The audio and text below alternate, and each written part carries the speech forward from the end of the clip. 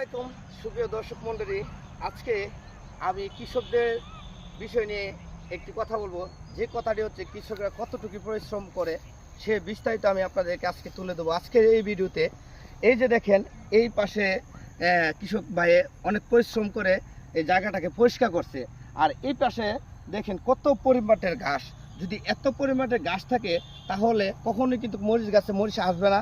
এই ঘাসের মাধ্যমে বিভিন্ন ধরনের পোকা এবং বিভিন্ন ধরনের যে গাছ মাটির যে একটা শক্তি আছে সে গাছগুলো কিন্তু সেই শক্তিগুলো নিয়ে নিচ্ছে। এবং দেখা গেছে কি আপনার পোকার কারণে আপনার গাছের যে পোকাগুলো ধরে ওই ধরার কারণে মরিচ গাছটাকে আপনার নষ্ট হয়ে যাচ্ছে। তাই কৃষক ভাই কী করছেন, কৃষক ভাই এই যে দেখেন এই সাইডটা কত পরিষ্কার, বসে বসে একটু একটু করে তিনি গাছগুলোকে পরিষ্কার করে দিচ্ছেন।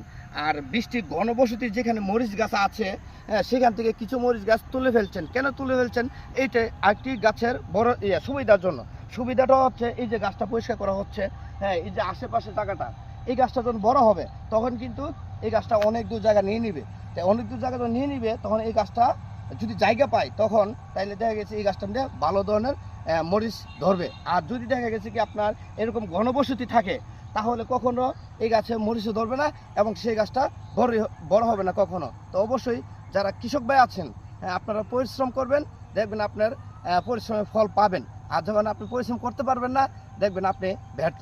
তখন হাই হতাশ করলে আর কান্না করলেও কোনো লাভ হবে না। ভিডিওটি ভালো লাগলে অবশ্যই লাইক, কমেন্ট ও শেয়ার করে আমাদের সঙ্গে থাকবেন।